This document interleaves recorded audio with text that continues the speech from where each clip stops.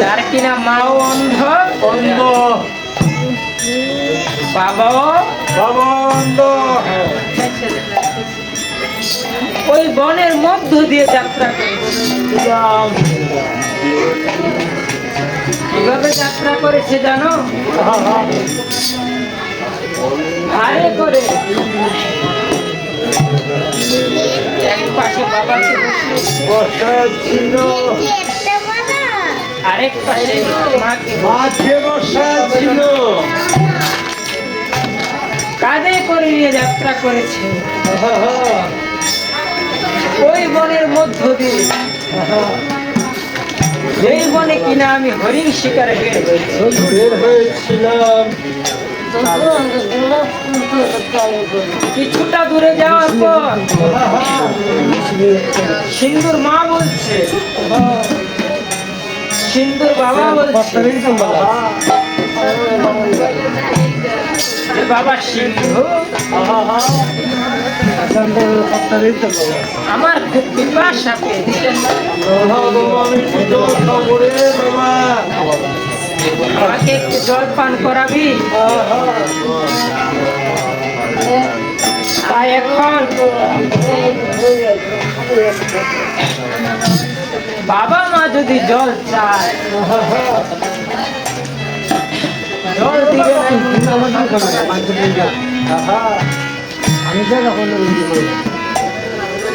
তাই এখন সিন্ধুমণি তার মা বাবাকে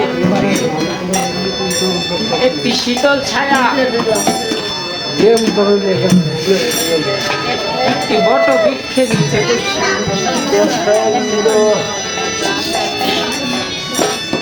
হাতের কলসিটা নিয়ে যাত্রা করেছে জল আনবার করে। কিছুটা দূরে যাওয়ার পর কে যেন ডাকছে, যে বাবা সিন্ধু, সিন্ধু, তুমি শেষবারের মতো তোমার বাবা মাকে দেখে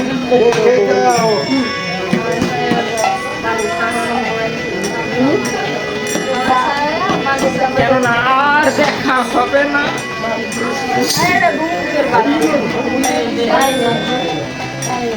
আর দেখা হবে না। এই কথা শুনে সিন্ধুমণি ঠিক ওইখান থেকে ছুটতে শুরু,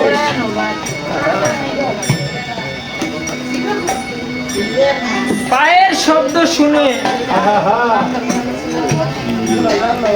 গর্ভধারিণী মা, জন্মদাতা পিতা বুঝতে পেরেছিল সন্তান, তাই এখন সিন্ধুমণি বলছে, মা বাবা, আর সিন্ধুমণির মা বাবা বলছে, বাবা জল আনিসনি? সিন্ধুমণি বলছে,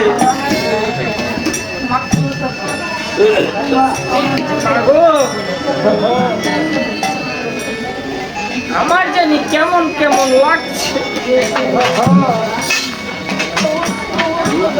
আমার মনে হচ্ছে আমি আর তোমাদের দেখতে পাবো না।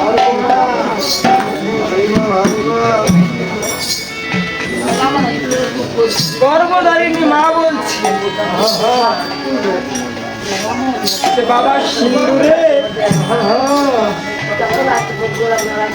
থাক বাবা, তুই জল আনতে যাস,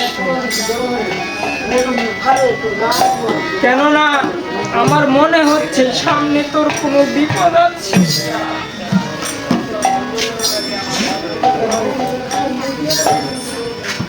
আর সন্তানের বিপদ যে কিনা সবার আগে জানে সে হলো গর্ভধারিণী।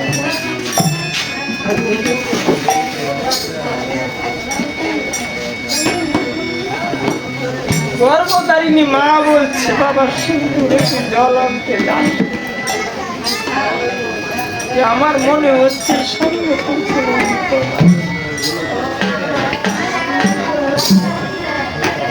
আর সিন্ধু মনে বলছে যে মা গো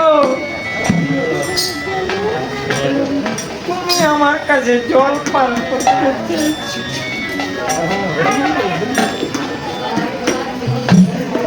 আমি জল দিব না তাই কি করে হয় গো মা?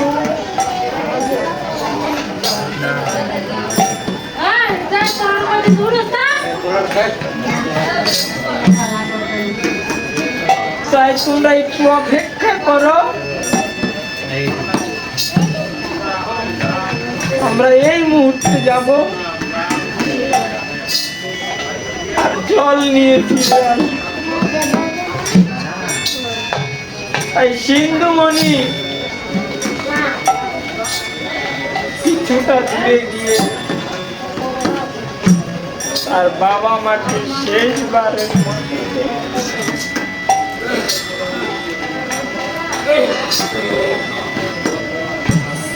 শেষবারের মতো দেখছে। একদিন তোমাদের সন্তানরাও তোমাদের শেষবারের মতো দেখবে।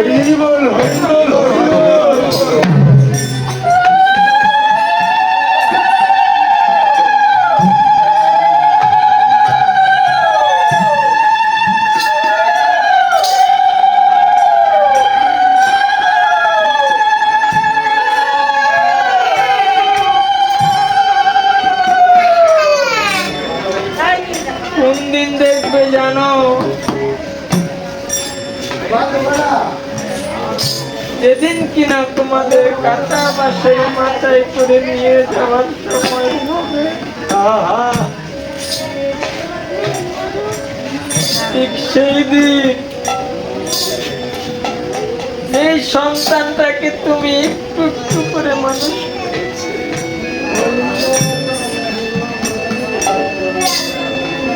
যে মেয়েটাকে তুমি তোমার জীবনের থেকেও বেশি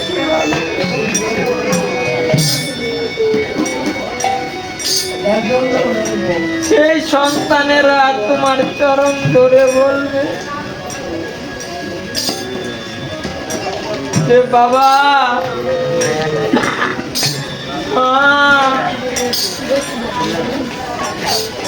এই জীবনে আর দেখা হবে না,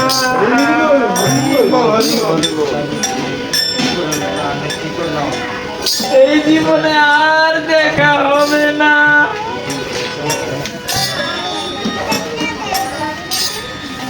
তাই পদকর্তা গানে গানে কি বলছে?